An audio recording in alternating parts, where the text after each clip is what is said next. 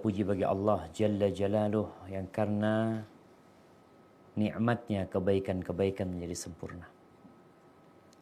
Yang karena rahmatnya niat-niat baik hamba dapat terlaksana. Allahumma salli wa sallim ala sayyidina wa maulana Muhammadin wa ala alihi wa ashabihi ajma'in. Ya Allah, semoga salawat dan salam senantiasa Engkau curahkan untuk hamba kekasih-Mu, untuk baginda Nabi kita Muhammad alaihi salatu wassalam, untuk keluarga beliau, untuk istri-istri beliau, untuk putra-putri beliau, dan untuk seluruh sahabat Nabi. Semoga Allah meridhai kita bersama mereka. Amma ba'd. Subhanallah. Hari ini tanggal berapa kita Rabiul Awal? Tanggal 24. Nah, insyaallah malam 22. Malam 23 berarti malam ini kita.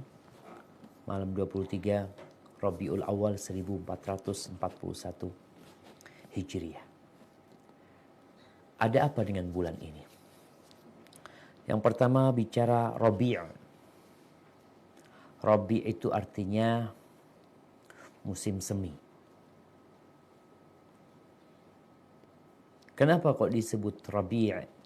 Ada Rabiul Awal, ada Rabiul Tsani.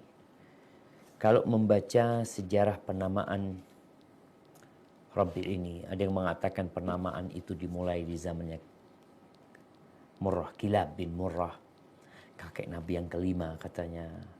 Karena pada waktu itu memang masanya masa turun hujan, kemudian mulai tumbuh pepohonan, bunga-bunga, maka disebut Rabiul Awal. Ada yang mengatakan Rabiul Awal itu awal turunnya hujan. Kemudian Rabiul Tsani itu awal berbunganya pepohonan-pepohonan, tumbuh-tumbuhan yang ada. Jadi Rabiul Awal, Rabiul Tsani. Itu awal penamaannya. Tapi ana rasa itu tidak terlalu penting buat kita. Ada yang lebih penting. Ada 3 peristiwa yang besar, yang agung, yang terjadi di bulan Rabiul Awal. Tapi kebanyakan manusia atau kebanyakan umat Islam itu hanya disibukkan dengan salah satu dari 3 peristiwa ini. Yang pertama lahirnya Nabi kita Muhammad alaihi salatu wassalam. Yang kedua hijrahnya Nabi kita Muhammad alaihi salatu wassalam. Yang ketiga meninggalnya Rasulullah sallallahu alaihi wasallam. Tapi kita lihat kebanyakan umat Islam menamakan bulan Rabiul Awal bulan Maulud atau bulan Maulid. Kenapa tidak disebut bulan Hijrah?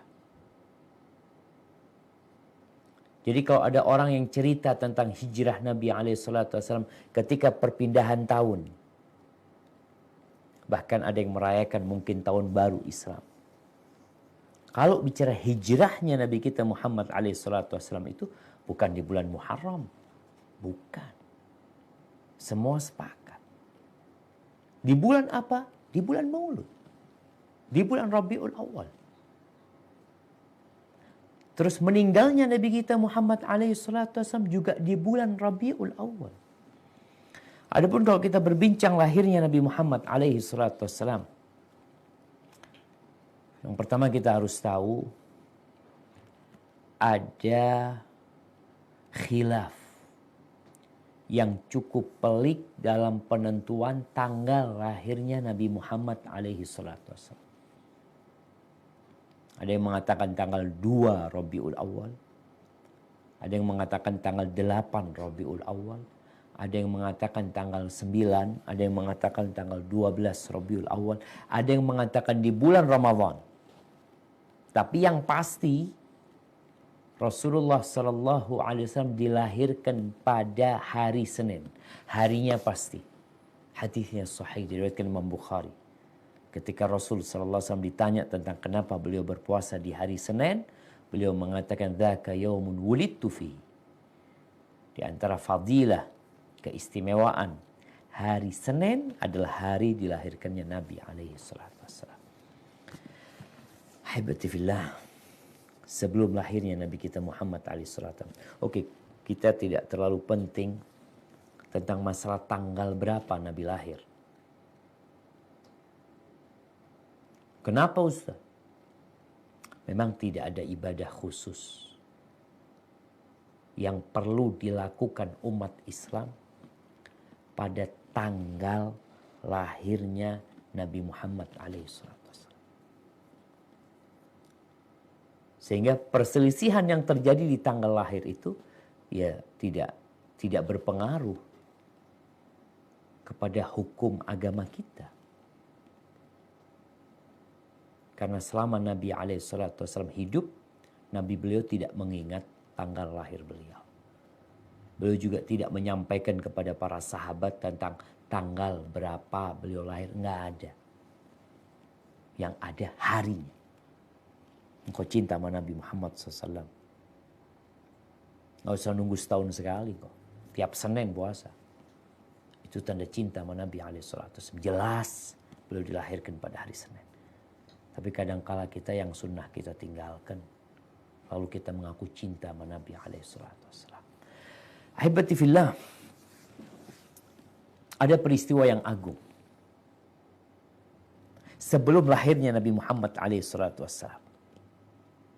Allah mengutus Nabi alaihissalam sebagai penutup semua nabi. Risalahnya penutup semua risalah. Kitabnya penutup semua kitab.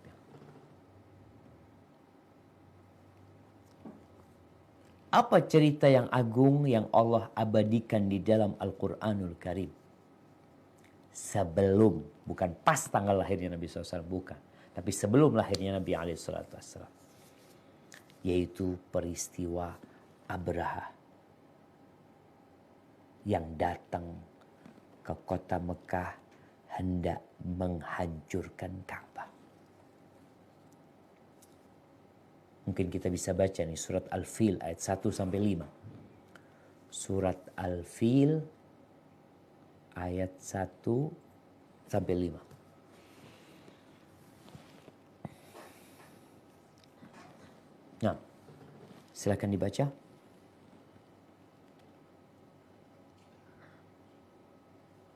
Bismillah. Alam tara kaifa fa'ala rabbuka bi ashabil fil. Alam yaj'al kaidahum fi tadlil. Wa arsala 'alaihim tayran ababil. Tarmihim bihijaratin min sijil.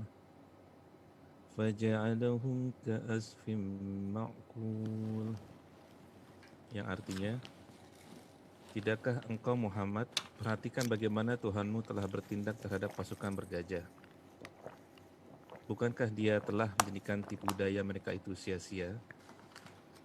Dan dia mengirimkan kepada mereka burung-burung yang berbondong-bondong, yang melempari mereka dengan batu dari tanah liat yang dibakar, sehingga mereka dijadikannya seperti daun-daun yang dimakan.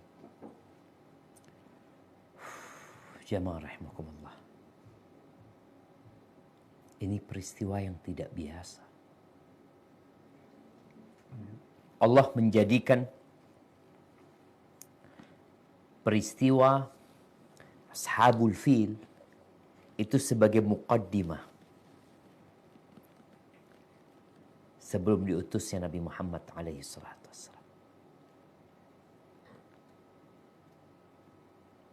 Pada waktu pasukan Abraha yang meninggalkan Yaman dengan jumlah pasukan 60.000. Setiap melewatin kabilah itu ditumpas oleh Abraha. Bahkan raja mereka kalau tidak dibunuh, ditawan sampai ke kota Mekah. Nabi belum lahir. Bagaimana kisah kakek Nabi alaihi salatu wassalam, Abdul Muttalib. Tatkala dia memerintahkan kepada penduduk Mekah, kalian sudah nggak mungkin kita menghadapi Abraha ini. Udah nggak mampu. Sehingga kemenangan yang Allah berikan kepada penduduk Mekah itu tanpa usaha dari penduduk Mekah sedikit pun. Makanya Allah mengatakan kepada Nabi SAW, mengingatkan tentang nikmat tersebut. Alam tara, apa kau nggak ngelihat? Padahal Nabi belum lahir. Jadi memang kelahiran Nabi yang agung ini sesuatu yang dinanti-nanti oleh alam semesta ini. Di dalam hadis yang diriwayatkan oleh Ahmad dan Al-Hakim dari Luqman bin Amir, dia berkata, sami'tu Aba Umamah yaqul, aku mendengar sahabat Nabi yang bernama Abu Umamah radhiyallahu anhu berkata, qultu ya Nabi Allah, aku berkata kepada Nabi, wahai Nabi Allah, makana awalu bad'i amrika, apa awal urusanmu ini gimana ceritanya? Engkau menjadi Nabi gimana ceritanya? Apa kata Nabi alaihi salatu wassalam? Qala na'am, ana da'watu Abi Ibrahim.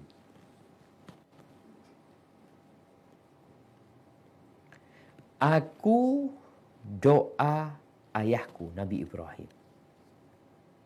Nabi Ibrahim berdoa, wab'ath fihim rasulan minhum. Ya Allah, utus tengah-tengah mereka rasul dari kalangan mereka.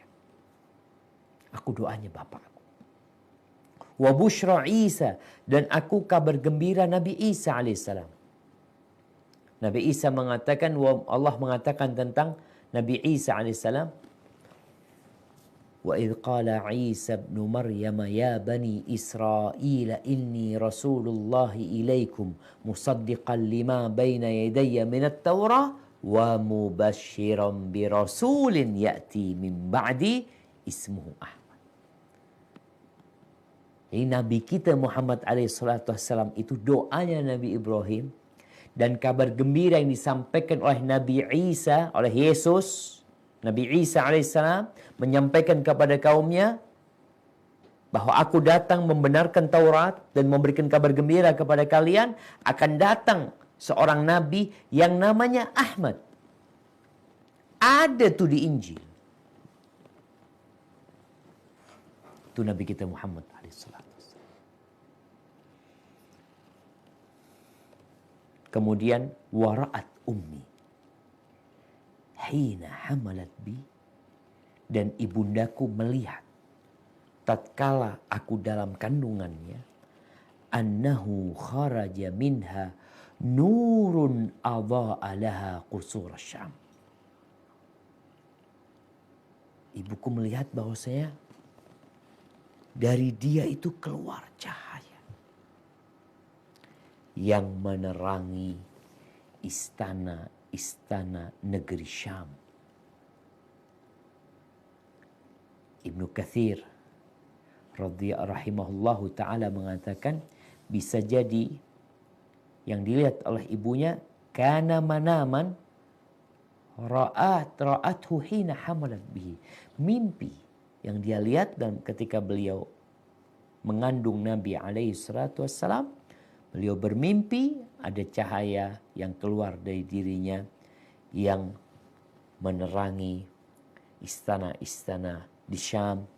Setelah ibundanya bangun dari tidurnya, dia menceritakan hal itu kepada kaumnya.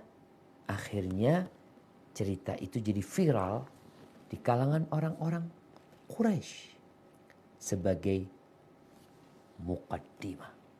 Ahibati fillah. Ya, yang hari ini kita masih mendengar cacian makian kepada Nabi kita alaihi salatu wassalam. Mereka nggak kenal sama Nabi SAW. Mereka dibohongin. Sehingga yang mereka cela itu bukan Nabi SAW. Yang mereka cela memang orang yang tercela. Tapi Nabi SAW, gimana engkau mau mencela? Gimana? Padahal Nabi kita namanya Muhammad. Yang artinya yang terpuji. Bicara cahaya jemaah. Allah berfirman di surat Al-Ma'idah. Surat Al-Ma'idah ayat 15-16.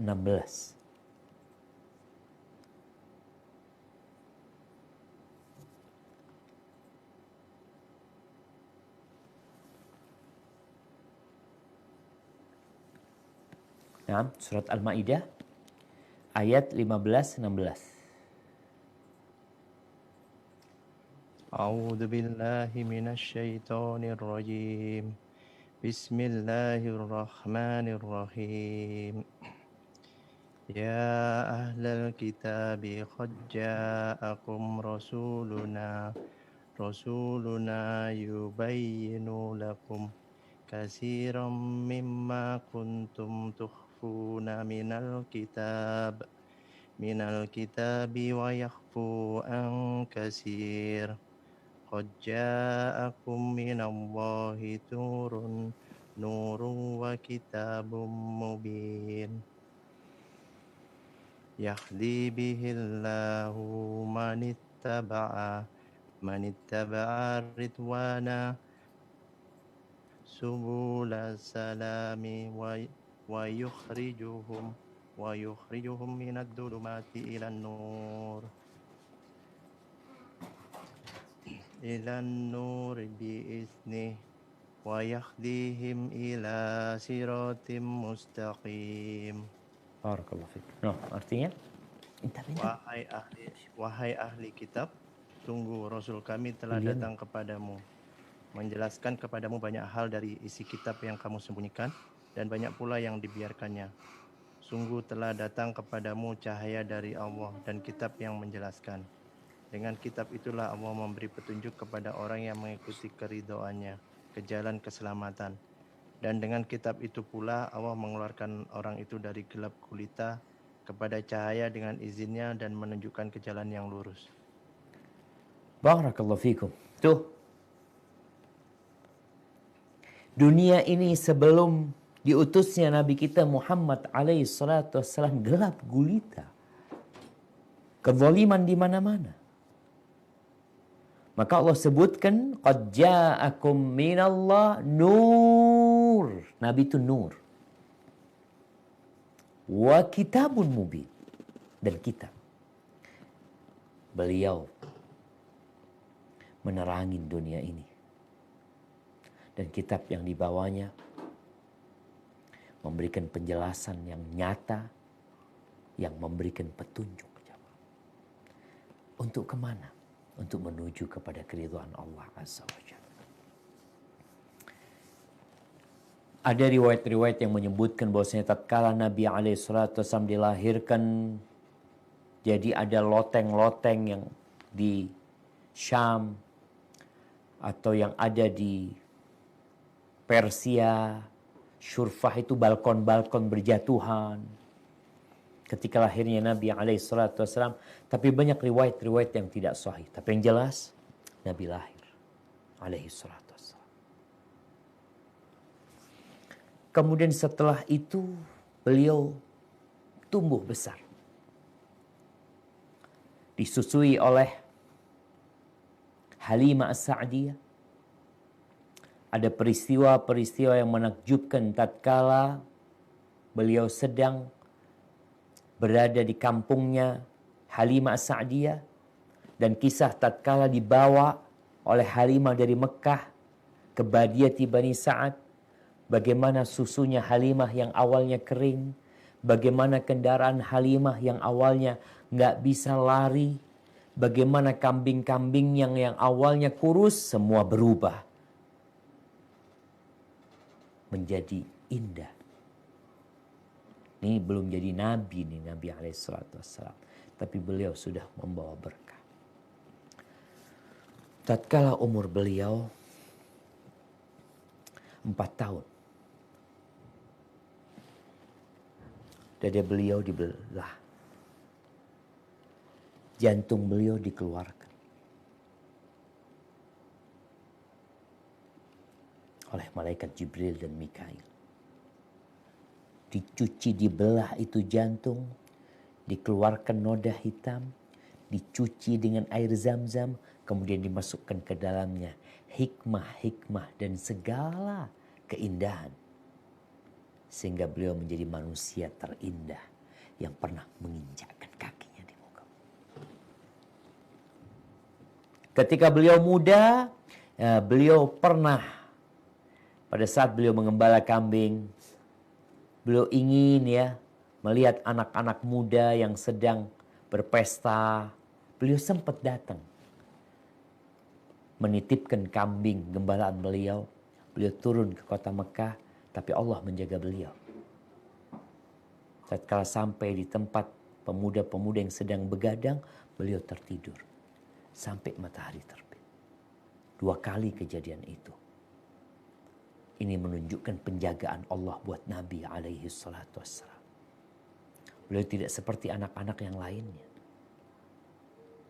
Ketika beliau berumur 35 tahun, kota Mekah mengadakan renovasi untuk Baitullah. Akhirnya direnovasilah rumah Allah Azza wa Jalla.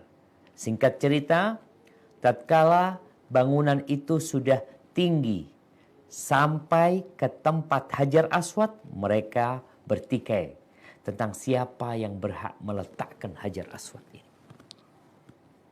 3 hari mereka bersih tegang. Bahkan sebagian kabilah sudah membuat sekutu, bersumpah di atas bejana yang penuh dengan darah, menyatakan kesiapan mereka untuk perang bagi siapa yang berani menyentuh Hajar Aswad. Setelah 3 hari, salah satu di antara mereka mengatakan, ada apa kita ribut-ribut nih? Udah bagaimana kita jadikan penengah di antara kita orang yang membawa, yang pertama masuk ke Masjidil Haram. Ditunggu sama mereka. Ternyata yang datang adalah Nabi Muhammad alaihi salatu wassalam. Lalu mereka semua mengatakan, radhina bil amin, radhina bil amin. Kami ridho dengan al-amin. Ridho. Akhirnya Nabi lah yang meletakkan Hajar Aswad. Umur 40 tahun, turun wahyu kepada beliau. Iqra bismi rabbikal ladzi khalaq. Bermulalah perjalanan dakwah beliau. Setelah 13 tahun berdakwah, menyampaikan agama Allah dengan perjuangan yang terkadang menyebabkan beliau lelah, cacian dan makian yang tidak berhenti. Bahkan fisik pun disakiti oleh orang-orang Quraisy. Setelah 13 tahun beliau berdakwah. Pada tahun 13 kenabian, di tanggal 27 bulan Safar, beliau meninggalkan rumahnya untuk hijrah. Safar Rabiul Awal. Ini peristiwa kedua yang kita banyak melupakannya. Ketika berbincang bulan Rabiul Awal, di akhir Safar, beliau meninggalkan rumahnya. Loh, Ustaz, katanya Rabiul Awal hijrahnya. Nah, beliau meninggalkan rumahnya di akhir bulan Safar untuk sembunyi di dalam gua selama 3 hari, 3 malam. Maka di malam ketiga, di pagi harinya, tepatnya pada tanggal 1 kira-kira bulan Rabiul Awal, beliau meninggalkan kota Makkah. Allah Azza wa Jalla berfirman tentang peristiwa yang besar ini, jemaah. Allah berfirman di surat Al-Anfal ayat 30.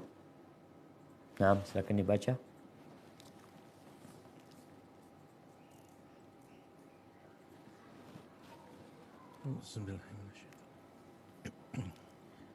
وَإِذْ يَمْكُرُ بِكَ الَّذِينَ كَفَرُوا لِيُثْبِتُوكَ أَوْ يَقْتُلُوكَ أَوْ يُخْرِجُوكَ وَيَمْكُرُونَ وَيَمْكُرُ اللَّهُ وَاللَّهُ خَيْرُ الْمَاكِرِينَ. Yang artinya, dan ingatlah ketika orang-orang kafir Quraisy memikirkan tipu daya terhadapmu Muhammad untuk menangkap dan memenjarakanmu atau membunuhmu atau mengusirmu. Mereka membuat tipu daya dan Allah menggagalkan tipu daya itu. Allah adalah sebaik-baik pembalas tipu daya. Masya Allah. Itu terjadi di bulan Rabiul Awal. Jadi kalau ada orang yang mencaci maki Nabi SAW seperti yang dilakukan oleh Makrun bersama kroni-kroni dia,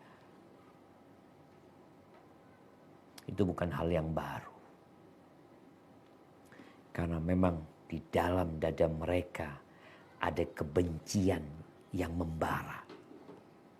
Yang terkadang muncul, tapi kadang-kadang mereka sembunyikan. Ketika Nabi di Mekah, di kampung halamannya, di tengah-tengah keluarga mereka, bersama teman-teman mainnya, beliau mau ditangkap, mau dipenjara. Beliau mau dibunuh. Beliau mau diusir. Akhirnya beliau alaihissalatu wassalam keluar dari kota Makkah. Beliau sembunyi di dalam gua. Allah menceritakan tentang tatkala beliau di dalam gua. Ini peristiwa yang agung, jemaah. Kita bicara hijrah. Hijrah itu peristiwa yang sangat besar yang akhirnya memisahkan antara kebenaran dan kebatilan. Ketika beliau berdakwah di kota Mekah, bercampur tuh kebenaran dan kebatilan. Kenapa? Di Ka'bah itu ada 360 berhala. Dan Nabi SAW sholat menghadap ke Ka'bah, sedangkan di Ka'bah ada 360 berhala. Oleh karena itu, tatkala para sahabat di masa Umar bin Khattab radhiyallahu anhu, mereka bermusyawarah untuk menetapkan awal tahun Islam. Islam belum punya tahun pada waktu itu. Mereka punya kalender bulan aja. Tahunnya nggak ada. Karena bulan ini sudah ada sejak penciptaan langit dan bumi. 12 bulan tersebut. Maka akhirnya bermusyawarah, gimana kalau dimulai dengan awal datangnya wahyu? Ada yang mengatakan banyak pilihan. Tapi akhirnya mereka memilih dimulai dengan hijrahnya Nabi alaihi salatu wassalam. Berbicara tentang tatkala Nabi di dalam gua. Kita nggak hadir waktu itu. Para sahabat yang sudah sampai ke kota Madinah juga nggak ada di situ. Orang-orang musyrikin juga nggak ada di situ. Tapi Allah menceritakan kepada kita peristiwa indah di dalam gua tersebut. Allah berfirman di surat At-Taubah ayat 40. Nah. إلا تنصروه فقد نصره الله إذ أخرجه الذين كفروا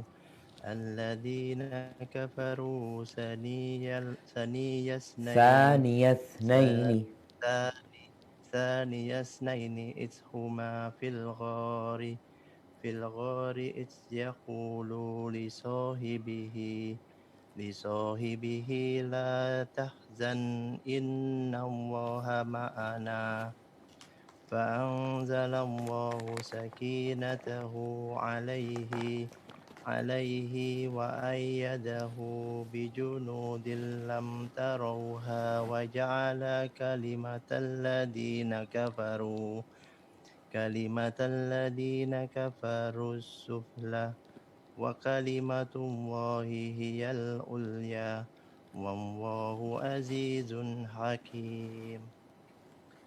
Jika kamu tidak menolongnya Muhammad, sesungguhnya Allah telah menolongnya, yaitu ketika orang-orang kafir mengusirnya dari Mekah. Sedang dia salah seorang dari dua orang ketika keduanya berada dalam gua.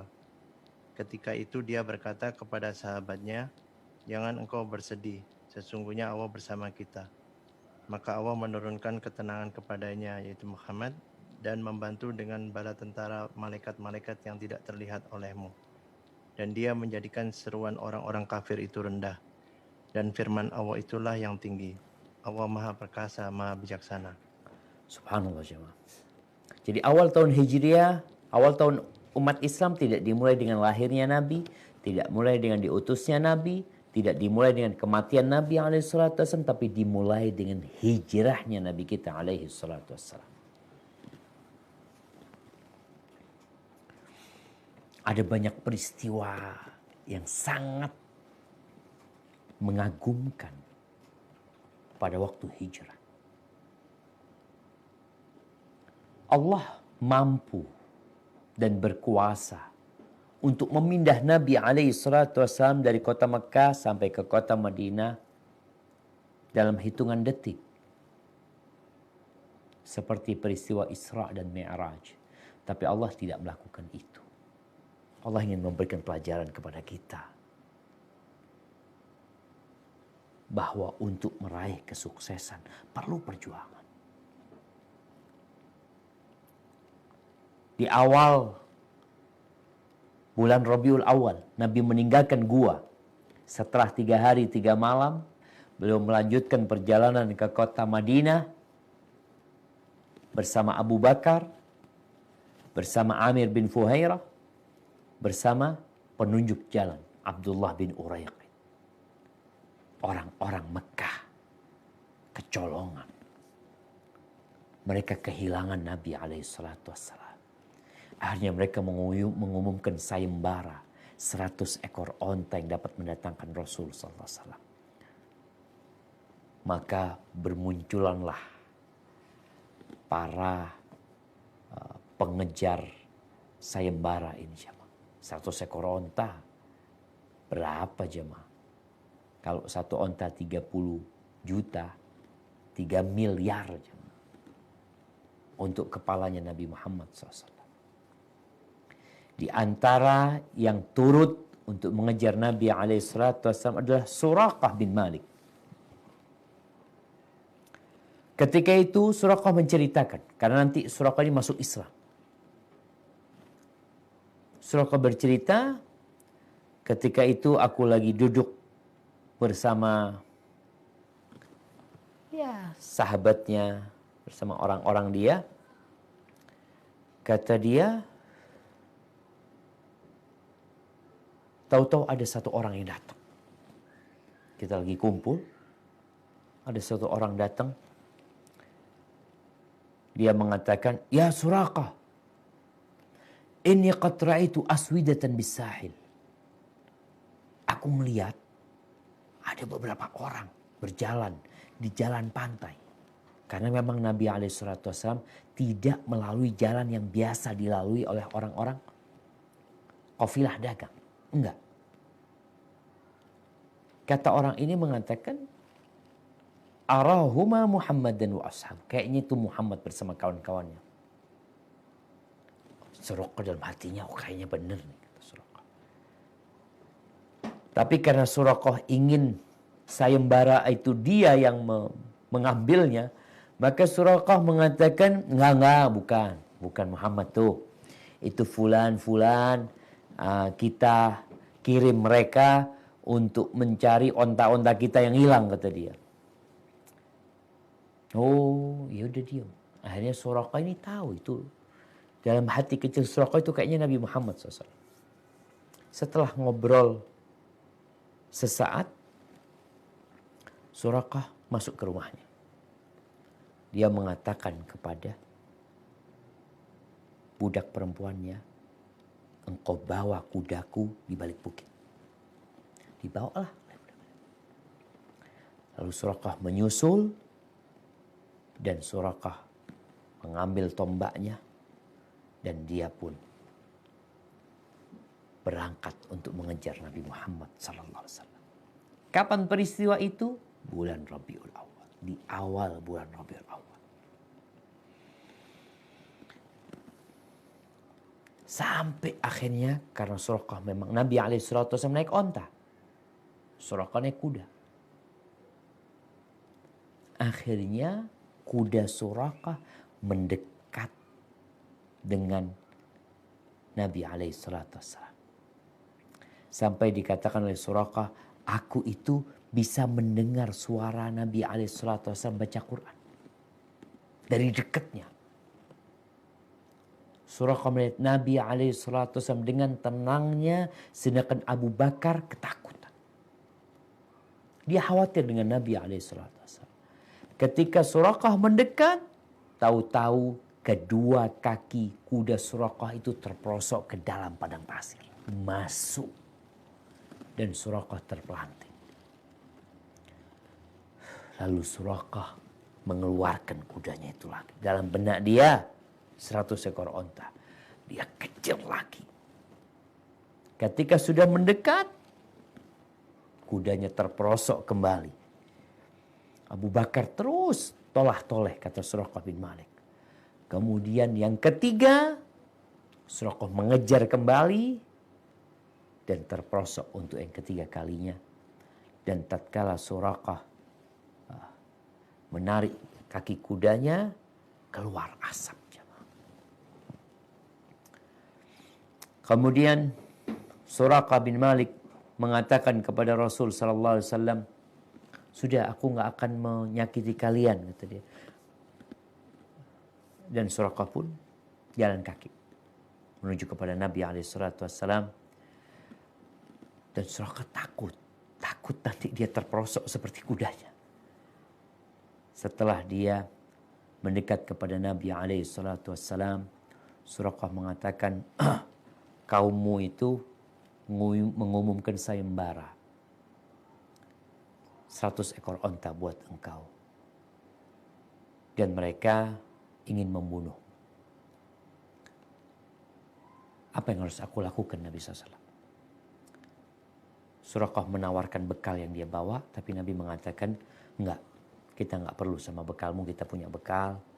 Cuma kita minta kepadamu, engkau sembunyikan berita tentang kita. Dan Suraqah minta surat agar dia nanti ketika berjumpa sama Nabi SAW, ketika Allah menampakkan urusan Nabi, karena Suraqah yakin dengan peristiwa itu Nabi SAW akan muncul memberikan segala rahmat dan keindahan buat alam semesta ini. Suraqah yakin. Maka dia dikasih janji sama Nabi SAW. Dan ketika Rasul SAW menaklukkan kota Mekah, Suraqah datang menyatakan keislamannya.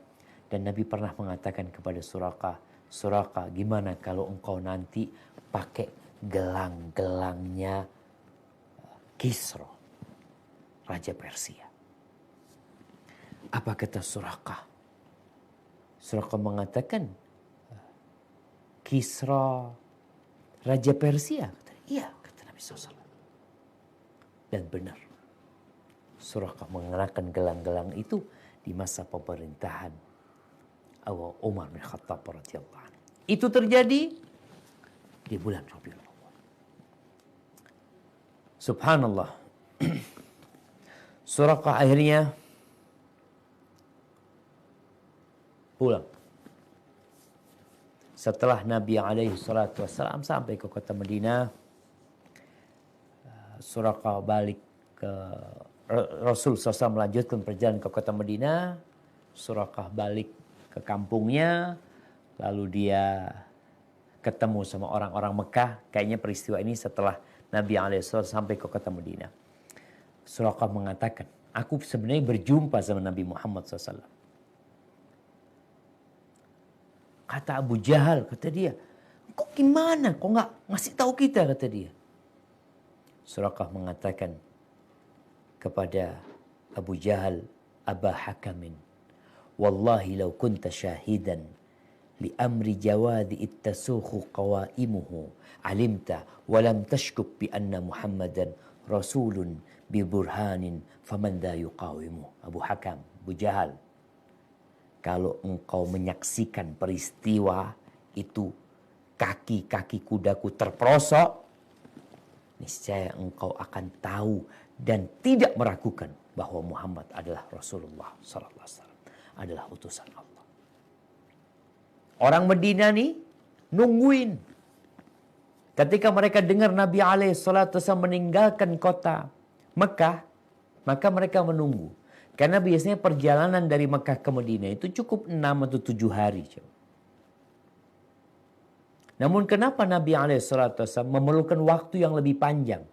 Karena beliau tidak melewati jalannya kafilah. Beliau cari jalan yang lebih jauh. Ini salah satu perencanaan yang harus dipersiapkan oleh seorang muslim. Setiap pagi penduduk Madinah itu keluar menunggu datangnya Rasul SAW. Jadi ada memang jalan buat penduduk, buat orang yang masuk ke kota Madinah. Ketika panas sudah terik, mereka pulang ke rumahnya. Sampai pada tanggal 12 Rabiul Awal.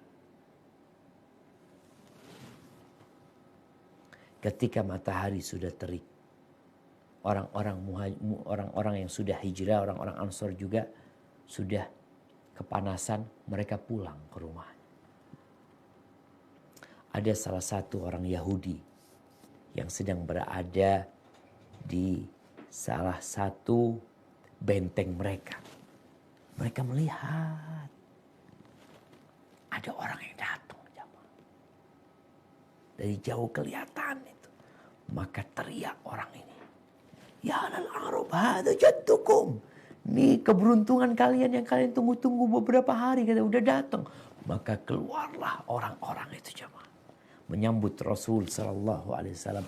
Tepatnya pada tanggal 12 Rabiul Awal. Jadi tahun pertama Hijriah. Tahun ke-13 kenabian. Sallallahu alaihi wasallam. Mungkin kita sering mendengar bagaimana penduduk Madinah menyambut Nabi SAW dengan ucapan nasyid, Tala'al badru alaina min thaniyatil wada' wajaba syukru alaina mada'a lillahi da'. Sampai terakhir bait-bait itu. Cuma memang sanad tentang nasyid ini itu dhaif. Akan tetapi ceritanya masyhur. Sebagian ulama berpendapat selama tidak ada kaitannya dengan urusan hukum, ya bisa diterima aja lah. Yusta'nas bihi. Itu cerita tanggal 12 Rabiul Awal. Bagaimana bahagianya kota Madinah. Anas bin Malik radhiyallahu anhu menceritakan kota Madinah dengan datangnya Nabi sallallahu alaihi wasallam jadi terang benderang. Suraqah yang awalnya ingin membunuh Nabi alaihi salatu wasallam berbalik membela Nabi alaihi salatu wasallam. Nih, orang-orang yang ingin tahu tentang Nabi alaihi salatu wasallam dan kebenaran dakwanya, baca perjalanan hidup Nabi alaihi salatu wasallam. Cukup itu jadi bukti. Kalau beliau adalah utusan Allah SWT. Tidak seperti yang diceritakan oleh Makrun. Oleh para orientalis. Dengan datangnya Nabi SAW. Kota Madinah jadi terang benderang. Namun setelah 11 tahun. 10 tahun. Bukan 11 tahun afwan. Setelah 10 tahun. Tepatnya di waktu duha.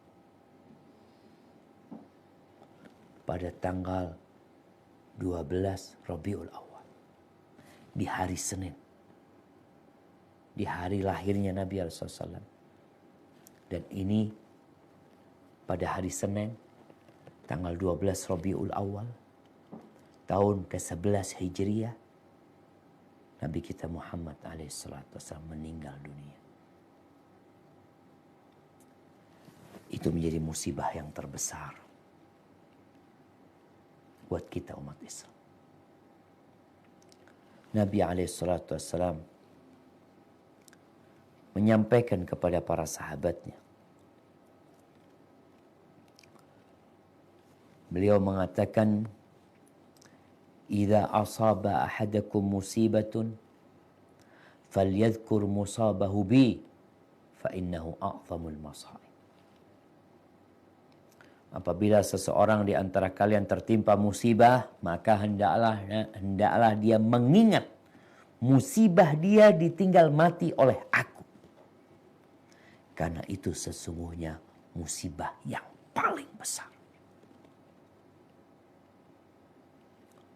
Bagaimana tidak? Bagaimana kematian Nabi SAW tidak menjadi musibah yang paling besar? Wahyu berhenti. Kenabian mati. Bahkan dengan meninggalnya Nabi SAW muncul bangsa-bangsa Arab yang murtad. Dan ini menjadi awal kurangnya. Allah menyempurnakan agamanya. Tapi dengan kematian Nabi SAW, maka mulai muncul sekte-sekte, kelompok-kelompok yang menyimpang dari agama Allah SWT. Ahibati fillah, berbincang tentang kematian Nabi SAW. Allah berfirman di surat Az-Zumar ayat 30-31. Naam, tafadhal, dibaca. Innaka mayyitu wa innahum mayyitun. Summa innakum yawmal qiyamati inda rabbikum tahtasimun. Yang artinya, sesungguhnya engkau, Nabi Muhammad SAW, akan mati dan mereka akan mati pula. Kemudian, sesungguhnya kamu pada hari kiamat akan berbantah-bantahan di hadapan Tuhanmu. Barakallahu fikum. Allah memutuskan Nabi meninggal dunia. Ada beberapa pesan Nabi sebelum meninggal dunia. Beliau mengatakan, fa innahu man ya'ish minkum ba'di fasayara ikhtilafan katsira. Barang siapa yang hidup setelah aku mati, maka dia akan mendapati banyak perselisihan. Terus solusinya apa? Fa'alaikum bisunnati wa sunnatil khulafa'ir rasyidin al-mahdiyyin min ba'di tamassaku biha wa 'addu 'alaiha bin nawajid wa iyyakum wa muhdatsatil umur. Ketika kalian melihat banyak perselisihan, dan itu informasi dari Nabi SAW yang menjadi kenyataan. Karena beliau tidak berbicara dari hawa nafsu beliau.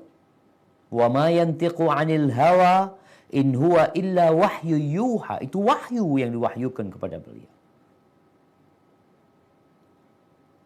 Berpegang teguhlah dengan sunnahku. Dan sunnahnya khalifah-khalifah yang mendapatkan petunjuk setelahku. Abu Bakar Siddiq, Umar bin Khattab, Uthman bin Affan, Ali bin Abi Thalib. Pegang kalian sunnahku. Gigit dengan gigi geraham kalian. Jangan dilepas. Wa iyyakum wa muhdatsatil umur. Hati-hati kalian dengan perkara-perkara yang baru dalam urusan agama ini. Fa inna kulla muhdatsatin bid'ah. Perkara-perkara baru dalam agama itu disebut bid'ah. Wa kulla bid'atin dhalalah. Dan semua bid'ah itu dhalalah wa kulla dhalalatin finnar. Semua kesesatan itu di neraka. Jamaah rahimakumullah. 3 peristiwa penting. Apa yang harus kita lakukan, Ustaz? Nggak ada. Kalau bicara tentang kelahiran Nabi SAW, Nabi yang nggak pernah merayakan hari kelahirannya. Katanya kita disuruh mencontoh Nabi SAW. Laqad kana lakum fi Rasulillah uswatun hasanah. Telah ada di diri Rasulullah SAW suri tauladan yang baik. Percontohan yang baik. Liman kana yarjullaha wal yawmal akhir Wa dzakarallaha katsira. Bagi siapa? Bagi orang-orang yang berharap perjumpaan dengan Allah. Engkau ingin berjumpa sama Allah? Iya. Dan orang itu banyak mengingat Allah. Orang yang beriman kepada hari akhir, berharap mendapatkan balasan dari Allah, berjumpa sama Allah, banyak berzikir sama Allah, maka dia akan mencontoh Rasul SAW. Tapi apa sih yang dikerjakan Nabi SAW dengan hari kelahirannya? Beliau berpuasa. Terus apa yang kita lakukan? Ya udah puasa. Adapun perayaan hari Maulid, Nabi nggak mengerjakan. Enggak. Benar? Iya. Nggak percaya. Coba tanyakan kepada para ulama, kepada para ustadz, kepada para guru. 3 peristiwa penting nih. Ketika Nabi lahir, Nabi juga nggak ketika di Madinah ya, mungkin ketika di Mekah kan belum bisa Ustaz ngadakan acara karena sedang dalam perjuangan, ya disakiti oleh orang-orang musyrikin. Akhirnya beliau puasa aja di hari Senin. Ketika sampai Madinah, tetap beliau puasa hari Senin. Tanggal 12 Rabiul Awal nggak ngapa-ngapain. Apakah ada majelis khusus gitu? Nabi SAW yang mengaku cinta kepada Rasul SAW. Ya anak nggak tahu kalau ada. Tapi selama ini anak nggak pernah tahu. Di masa Nabi SAW, 12 Rabiul Awal beliau sampai ke kota Madinah. Hijrah tuh. Tahun kedua, 12 Rabiul Awal, ada apa? Nggak ada apa-apa. Tahun ketiga, ketika tanggal 12 Rabiul Awal, ada apa? Nggak ada apa-apa.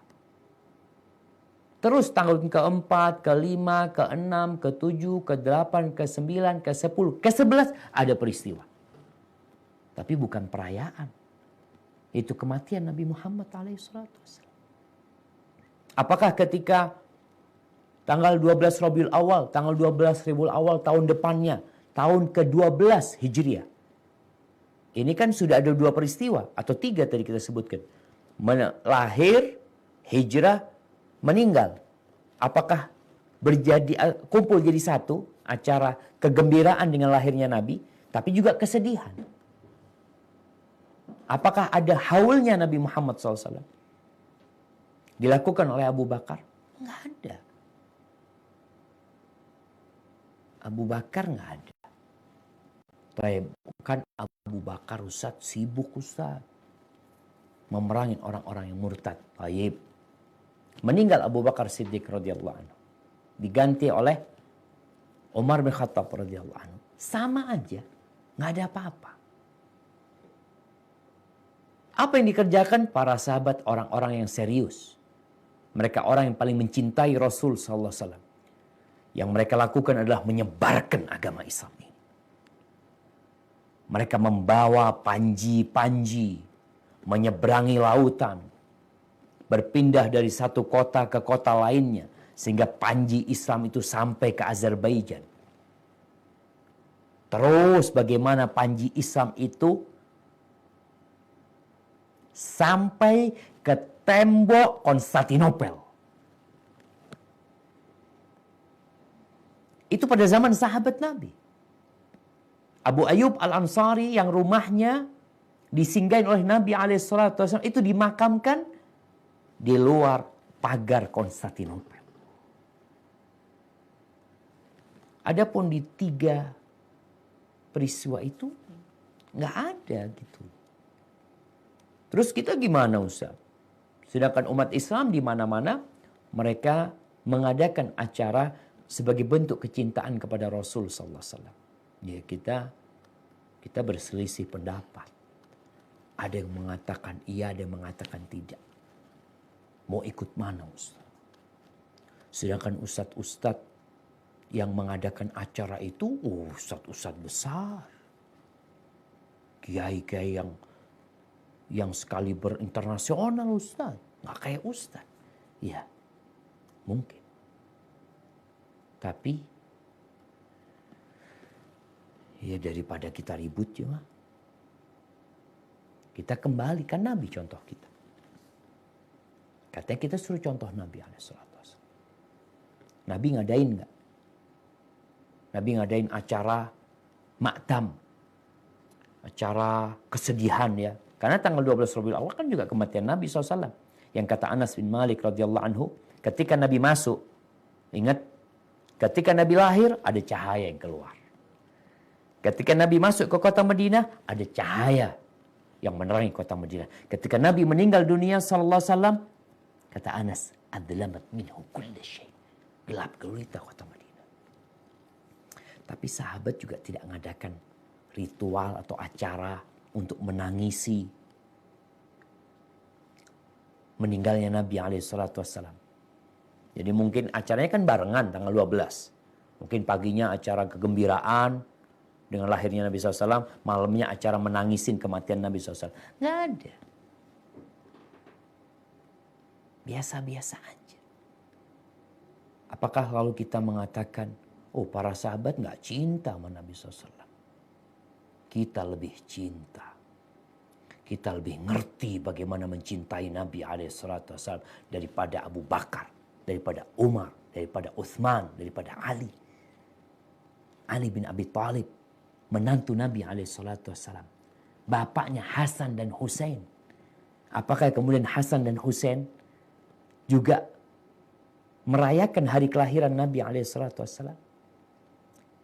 Jadi kalau bicara bagaimana Ustaz sebenarnya sikap seorang muslim, kita rayakan hari kelahiran Nabi SAW. Kita rayakan hari turunnya wahyu. Kita rayakan hari hijrahnya Nabi SAW dengan mengamalkan sunnah Nabi SAW.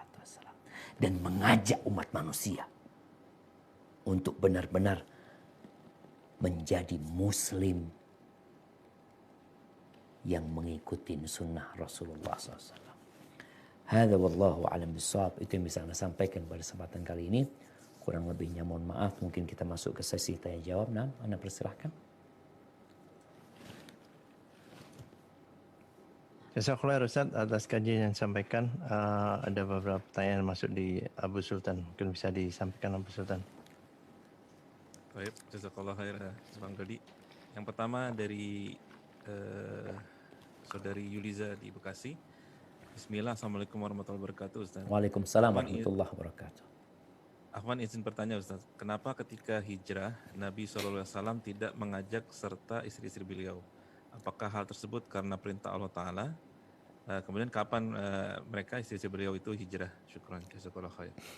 Barakallahu fikum. Iya jemaah. Nah, istri ya, nggak ngajak istri kan? Iya. Iya Ustaz. Kita lihat ya, bangsa Arab itu, walaupun mereka orang-orang yang bodoh, orang-orang musyrikin yang tidak beriman, kelompoknya Abu Jahal, Abu Lahab, kemudian Uqbah bin Abi Mu'aid, mereka tuh suka menyakiti Nabi SAW ketika mereka di Mekah. Ketika Nabi hijrah, mereka tidak membawa istri. Abu Bakar gak bawa istrinya. Istri Nabi pada waktu itu Saudah. Dan disebutkan beliau sudah menikahi Aisyah. Gak dibawa. Mereka ada di Mekah. Wah subhanallah. Orang-orang musyrikin tidak menyakiti istri Nabi. Tidak menyakiti istri Abu Bakar. Walau menyakiti anak-anaknya Abu Bakar. Memang ada satu peristiwa yang mungkin termasuk menyakiti ya.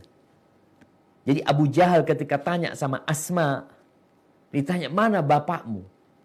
Kata Asma nggak tahu. Itu Abu Jahal menampar Asma sampai antingnya lepas. Tapi itu karena emosi aja, bukan kemudian dia membawa keluarganya Abu Bakar ya, diikat perempuan-perempuan tersebut, lalu diumumkan, kasih tahu kepada Muhammad dan Abu Bakar nih, kalau mereka nggak datang, istri mereka, anak-anak mereka kita akan bantai. Itu tidak dilakukan oleh orang-orang musyrikin.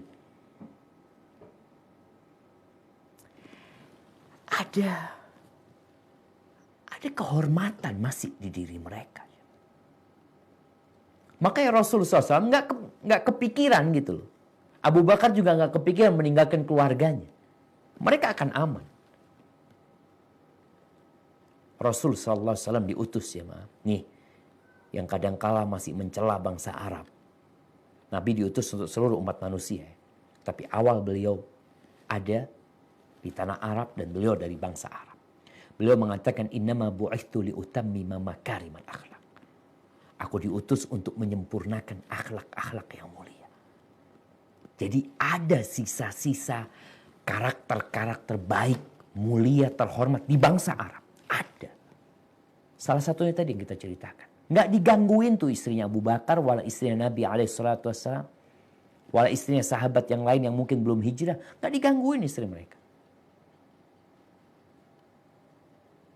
Kemudian jamaah, ada satu lagi kisah Safwan yang mengantarkan hijrah Ummu Salamah. Ummu Salamah ini mau berangkat hijrah. Ketika mau berangkat hijrah, sendirian dia naik onta bersama bayinya menuju ke Madinah. Ini ada salah satu orang musyrikin yang nanti, Utsman bin Abi Talha, nggak salah, yang nanti dia masuk Islam. Dia belum masuk Islam. Ketika dia melihat, ila aina, mau kemana engkau ya binta Abil Hakam? Mau kemana engkau, kata dia. Kata, ana mau ke Madinah. Dari Mekah ke Madinah. Ini Utsman bin Abi Talha masih kafir, masih musyrik. Dia itu melihat nih perempuan mau hijrah. Berarti kan muslimah dia mau berangkat hijrah. Suaminya sudah ada di Madinah. Apakah kemudian orang-orang musyrikin menyakiti nih perempuan? Utsman bin Abi Talha nganterkan Ummu Salamah sampai Madinah. Berangkat, dia musyrik jemaah. Dibawa, kata Ummu Salamah, aku tidak pernah melihat orang yang menemani lebih baik daripada Utsman bin Abi Talha. Dia wallahi ketika aku mau turun dari onta, dia turunkan ontaku kemudian dia pergi. Karena takut mungkin aku turun tersingkap auratku. Nanti ketika sudah turun, dibawa lagi ontanya dikasih makan. Nanti pas mau naik, didudukkan ontanya, pergi Abu Utsman bin Abi Talha, lalu Ummu Salamah naik, berhari-hari jemaah, di jalan kaki dia sampai ke Madinah. Jadi kalau engkau tanya tadi, subhanallah ya, itu salah satu karakter akhlak mulia bangsa Arab. Mereka benci sama Nabi SAW, tapi tidak menyakiti istri Nabi, wala tidak menyakiti istri Abu Bakar, wala putri-putrinya Abu Bakar. Hadza wallahu a'lam bissawab. Nah, kemudian kapan mereka hijrahnya? Setelah itu. Jadi beberapa waktu kemudian Nabi SAW kirim orang, mungkin setelah Nabi sampai Madinah tentunya, beliau kirim orang untuk menjemput istri Nabi SAW dan kerabat yang lainnya. Hadza wallahu a'lam bissawab. Jazakallah khair Ustaz. Berikutnya dari Bang Dodi. Ana persilakan. Tafadhol. Waalaikumsalam Ustaz.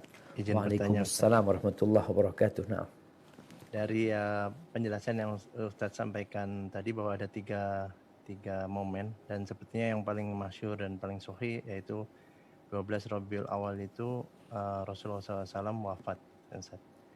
Sementara kita tahu di luar banyak orang yang merayakan sebagai Maulid Nabi. Nah, bagaimana kita menyampaikan pesan ini supaya tidak terlalu keras ya, istilahnya orang memandang kita kalau memberi nasihat selalu dibilang keras bahwa yang mereka peringati itu apa gitu. Karena yang sahih dan masyhur yang kita tahu bahwa 12 Rabiul Awal itu adalah wafatnya Rasulullah SAW. Jazakallahu Ustaz. Nah, barakallahu fikum. Iya. Jadi kalau yang sahih jelas. Namun yang masyhur itu tanggal 12 Rabiul Awal itu tanggal lahirnya Nabi Muhammad SAW. Namun kemasyhuran itu bukan berarti sahih. Jadi memang kalau kita lihat Ibnu Ishaq dalam kitab sirahnya, beliau menyebutkan tanggal 12 Rabiul Awal Rasulullah SAW lahir. Nah, berkaitan bagaimana kita menyikapi kondisi masyarakat kita ya, yang mereka menjadikan hari itu sebagai hari bukti cinta kepada Nabi SAW ya. Maka yang perlu kita tumbuhkan di diri mereka, orang-orang ini, bagaimana sih mencintai Rasulullah SAW yang sebenarnya. Karena konteksnya nih, merayakan maulid mencintai Nabi SAW. Tidak merayakan maulid berarti tidak mencintai Rasul SAW. Bahkan yang terjadi adalah menuduh orang-orang yang tidak merayakan itu tidak mencintai Nabi SAW. Buktinya kau nggak peduli sama Rasul SAW. Padahal beliau datang membawa cahaya menerangi dunia ini. Maka sekarang yang perlu kita sampaikan kepada mereka, ini loh Nabi itu seperti ini, Nabi itu seperti ini. Kita sampaikan kepada mereka tentang sunnah-sunnah, ajaran-ajaran, amalan-amalan Rasulullah SAW. Nabi itu ngapain sih? Nabi itu puasa hari Senin. Jadi kalau engkau cinta sama Nabi SAW, engkau bicara hari lahirnya Nabi SAW. Nabi itu dilahirkan pasti di hari Senin. Apa yang dilakukan? Puasa hari Senin. Yuk kalau memang cinta sama Nabi SAW, bagaimana kita menjadikan hari Senin itu hari untuk berpuasa sunnah. Mengenang Nabi SAW dan selain itu hari Senin hari diangkatnya amal kita. Jadi mungkin seperti itu karena banyak masyarakat itu yang tidak mengenal Nabi SAW. Kita ini alhamdulillah di lorong Faradisa ya, kita punya yayasan ini mengadakan sosial eksperimen. Doa turun hujan nggak tahu. Kita ini di musim hujan. Mereka mengaku cinta sama Nabi SAW. Bahkan kalau kita ngelihat acara-acara perayaan Maulid Nabi SAW, mungkin orang-orang itu hadir. Tapi ketika ditanya doa yang diajarkan Nabi SAW ketika turun hujan, nggak tahu. Tiap hari kita turun hujan. Ketika ditanya doa masuk toilet. Tiap hari masuk toilet. Sehari 2-3 kali masuk toilet. Ditanya apa sih yang dibaca Nabi SAW ketika masuk toilet, ketika keluar toilet, nggak tahu. Terus bukti cintamu sama Nabi mana? Kadang-kala di sini, makanya yang perlu kita lakukan adalah bagaimana sekarang menumbuhkan di diri masyarakat ini cinta yang benar kepada Nabi SAW. Bagaimana si Abu Bakar mencintai Nabi SAW? Apakah dengan merayakan maulid? Enggak sih. Bagaimana Umar? Enggak. Utsman? Enggak. Ali? Enggak. Hasan dan Husain? Enggak semuanya. Tapi bagaimana mereka mengkaji sunnah Nabi. Mengamalkannya dan mengajak orang untuk mengamalkan sunnah Nabi SAW. Mungkin itu yang perlu kita sampaikan ke masyarakat ya. Soalnya memang sekali lagi kita menghadapi banyak orang yang awam. Yang dalam pandangan dia inilah bukti cinta sama Nabi SAW. Sehingga bagaimana kita sekarang menyampaikan bukti cinta yang sebenarnya. Sehingga setelah itu biarlah mereka berpikir sendiri setelah mereka mengetahui tentang bagaimana Abu Bakar mencintai Nabi, Umar, Utsman, Ali, Hasan dan Husain, silahkan kemudian mereka memutuskan sendiri. Insya Allah itu akan membuat masyarakat cerdas dalam menyikapi perbedaan dan perselisihan yang ada. Hadza wallahu a'lam bissawab. Jazakallahu khair Ustaz. Kemudian ada pertanyaan dari Zoom dari saudari Dinda. Pertanyaan beliau, Assalamualaikum warahmatullahi wabarakatuh Ustaz. Waalaikumsalam Semoga Ustaz warahmatullahi wabarakatuh. selalu dalam berkah dan lindungan Allah. Saya ingin bertanya Ustaz, tadi disebutkan bahwa akhirnya Rasulullah SAW dan para sahabat menyepakati bahwa bulan Rabiul Awal sebagai bulan awalan dalam penanggalan hijrah. Tapi bagaimana dengan Muharram Ustaz? Yang diketahui umumnya itu adalah bulan pertama di tahun Hijriah. Afwan Ustaz, saya masih belum memahami hal ini. Mohon penyerahan dan pemahamannya kembali Ustaz. Jazakallahu khair. Barakallahu fikum. Iya jamaah. Ya mungkin ana yang kurang jelas tadi menerangkan tentang yang dimaksud dengan kesepakatan para sahabat menetapkan hijrahnya Nabi sebagai awal tahun Islam. Tadi ana sampaikan bahwasanya bangsa Arab itu tidak memiliki tahun. Persia punya, Romawi punya, Indonesia punya enggak? Iya. Kayaknya nggak punya yakin. juga kita. Nggak yakin Ustaz. Iya. Yang ada kan Masehi. Seharusnya Indonesia punya. Mungkin dengan awal kemerdekaan tuh jadi Indonesia punya kalender ya tahun pertama itu tahun 45 itu tahun pertama itu sebenarnya kalau kita bicara seperti. Jadi yang ada di bangsa Arab itu memang kalendernya orang-orang Masehi sudah ada, orang-orang Romawi, kemudian orang-orang Persia, mereka semua punya kalender. Dan ingat kalender ini salah satu bukti eksistensi sebuah peradaban. Mereka ada, umur kita sudah lama gitu. Kita sudah ada. Di masa Nabi SAW, bangsa Arab itu menamakan tahun itu dengan peristiwa. Makanya kalau ditanya lahirnya Nabi kapan SAW, kapan? Kapan lahirnya Nabi SAW? Tahun gajah. Tahun gajah kan. Tahunnya tahun berapa? Nggak ada, tahun gajah. Kemudian bicara meninggalnya Khadijah dan meninggalnya pamannya Abu Thalib. Dikenal dengan tahun kesedihan. Amul Huzn. Di masa Umar bin Khattab terjadi paceklik. Tahun itu disebut Amur Ramada. Tahun paceklik yang menakutkan sekali. Jadi mereka menamakan tahun itu dengan kejadian-kejadian yang terjadi. Adapun bulannya ya udah 12 bulan itu nggak berubah. Awalnya Muharram, Safar, Rabiul Awal, Rabiul Tsani, Jumadal Ula, Jumadal Akhirah, Rajab, Sya'ban, Ramadan, Syawal, Dzulqa'dah, Dzulhijjah. Bulannya ada, tahunnya nggak ada. Di masa Umar bin Khattab radhiyallahu anhu datanglah surat. Datang surat itu nggak ada, ada bulannya. Tapi ini bulannya bulan Rajab, tapi tahunnya Rajab kapan ini? Kalau bicara perjanjian utang piutang ya, bayar bulan Rajab. Rajabnya ini Rajab tahun depan, tahun selanjutnya.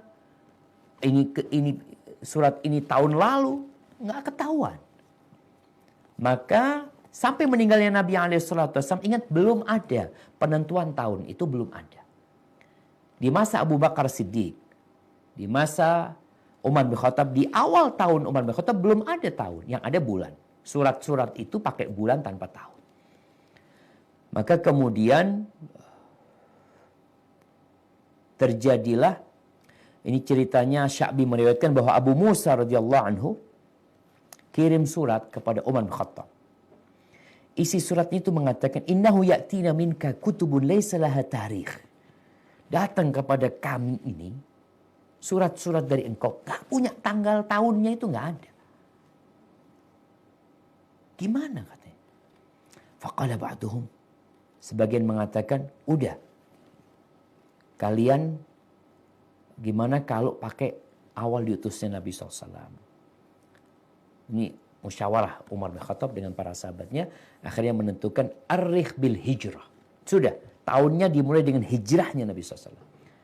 Maka di sini Umar radhiyallahu anhu mengatakan, al-hijratu farraqat bainal haqqi wal batil. Hijrah itu memisahkan antara hak dan kebatilan. Maka kemudian tahunnya itu dimulai dengan tahun hijrahnya Nabi SAW. Jadi tulis surat, mamanya pada tanggal 13 Rajab, tahun ketiga min hijratin Nabi SAW. Tahun ketiga dari hijrahnya Nabi SAW. Tahun ke-10 dari hijrahnya Nabi SAW. Tahun ke-20 dari hijrahnya Nabi SAW. Jadi itu penentuan tahunnya. Adapun kalau bicara bulannya, ya awal bulan adalah bulan Muharram. Cuma tadi kita sampaikan, Nabi hijrahnya itu sampai kota Madinah tanggal 12 Rabiul Awal. Adapun bulannya tetap bulan pertama bulan Muharram. Jadi yang dibicarakan adalah penentuan tahun.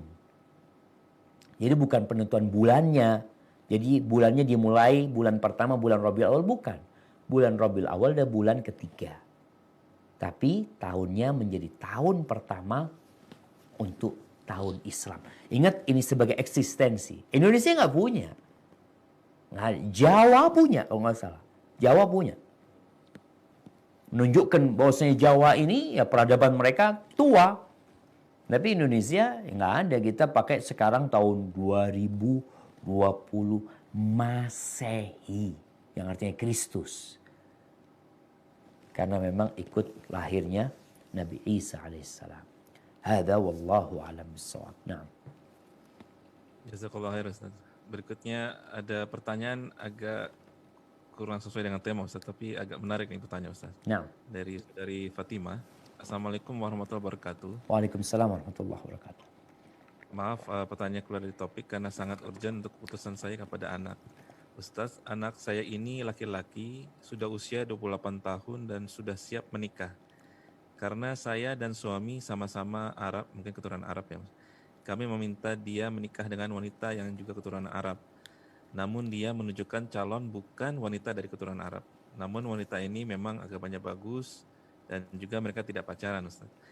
Tapi beliau ini menolak karena ingin menantunya itu dari keturunan wanita Arab. Apakah beliau salah Ustaz? Lalu bagaimana solusinya? Jazakallah khair. Barakallahu fikum. Ya jemaah, menikah ini bebas.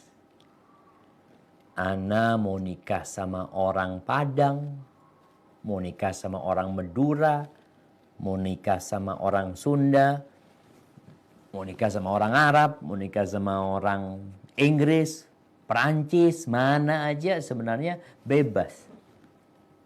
Karena secara umum, kullukum min Adam wa Adam min turab. Semua kalian itu dari Adam dan Adam tercipta dari tanah. La fadla li Arabin ala ajami. Orang Arab nggak lebih baik daripada orang non-Arab. Wala ajami bi afdal min Arabi. Dan orang ajam pun non-Arab nggak lebih mulia karena kulitnya putih. Umpamanya dari Inggris merasa lebih mulia. Enggak, sama. Orang hitam sama orang putih sama. Nggak lebih utama orang putih. Yang hitam juga nggak lebih utama daripada orang yang putih. Enggak. Terus illa bittaqwa. Jadi kemuliaan, kehormatan itu Allah letakkan di sesuatu yang diusahakan. Bukan sesuatu yang diciptakan oleh Allah SWT. Enggak. Soalnya kalau kita bicara kehormatan itu ada sesuatu yang Allah ciptakan. Namanya tadi yang bawaan lahir. Ya udah, orang non-Arab, nah Ustaz bukan orang Arab, berarti Anda nggak pernah akan jadi orang terhormat. Kenapa? Orang terhormat itu ya orang Arab. Umumnya enggak. Umumnya lahir kulitnya itu maju, sudah habis sudah. Anda jadi orang yang hina. Enggak kayak gitu. Kehormatan itu ada di takwa. Terus gimana tadi? Ya orang tua ngomong sama anaknya, nak, Aba ibu minta engkau cari orang Arab yang solehah, yang hafid Quran. Nggak apa-apa ibu, abah mengatakan. Terus kalau nggak dapat,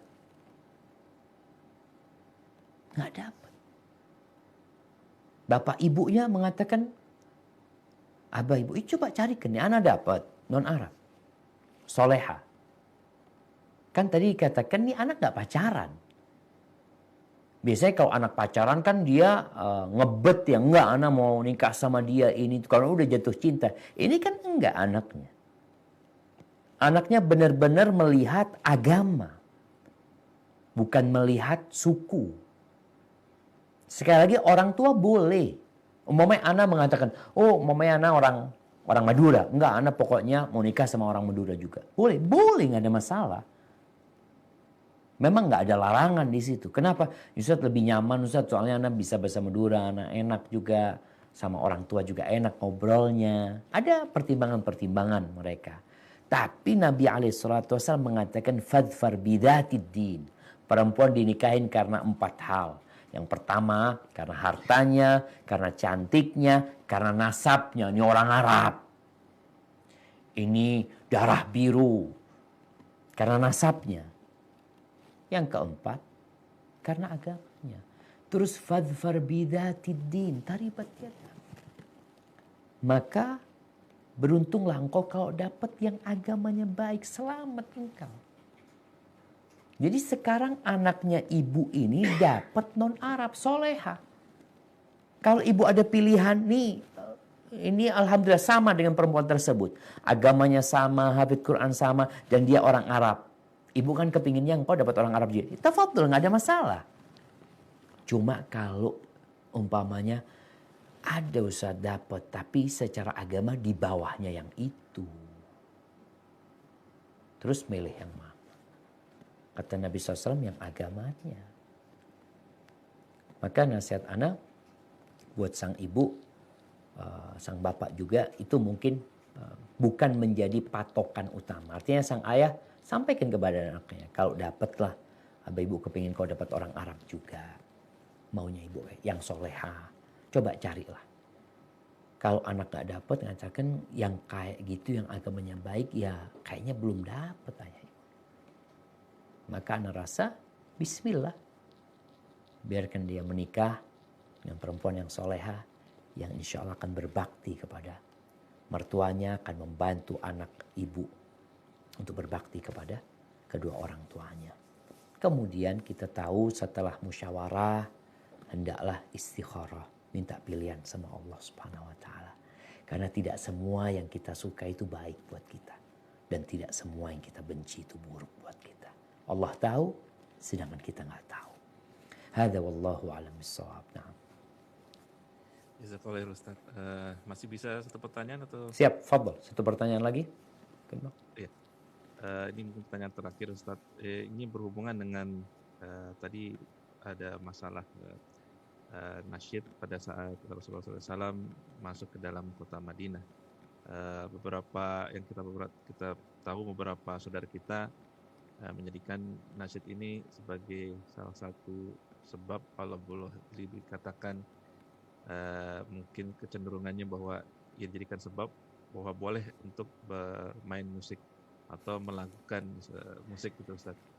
Bagaimana caranya untuk menjelaskan bahwa ini sebenarnya tidak demikian? Nah, barakallahu fikum. Jamaah yang pertama, nasyid bukan musik. Nasyid itu adalah bait-bait syair yang disenandungkan. Dan itu diperbolehkan. Adapun alat musik, ada yang diperbolehkan. Yaitu rebana. Rebana. Yang biasa digunakan hanya pada waktu Idul Fitri, Idul Adha, dan acara walimah. Boleh. Bahkan ketika Abu Bakar marah ya di rumah Nabi SAW, ada dua bocah yang bermain rebana sambil bersenandung di rumah Nabi SAW. Abu Bakar marah kepada keduanya. Lalu kata Nabi SAW, da'huma, biarkan keduanya. Karena ini hari lebaran kita. Artinya yang dilakukan perempuan itu sebenarnya nggak boleh. Tapi karena Idul Fitri, Nabi SAW membolehkan keduanya melakukan itu. Kemudian ada yang mengatakan mungkin Ustaz, di masa itu memang nggak ada alat musik Ustaz. Yang ada cuma rebana. Subhanallah jemaah. Antum itu nggak tahu sama Fir'aun. Fir'aun itu sudah punya peradaban di Mesir sana. Itu 2000 tahun sebelum diutusnya Nabi SAW. Antum pikir Romawi itu, negara Romawi pada waktu itu, yang mereka punya biduan-biduan yang menari-nari, alat musik mereka belum ada. Persia juga sudah ada, memang dilarang. Nabi SAW dalam hadis riwayat Bukhari ya, ketika Nabi mengatakan la ya'tiyan nas ala sayati 'ala nasi zamanun, yang mengatakan yastahilluna al-hira wal harira wal khamra wal ma'azifa. Akan datang satu masa di mana orang-orang akan menghalalkan yastahilluna al-hira, perzinaan. Iya.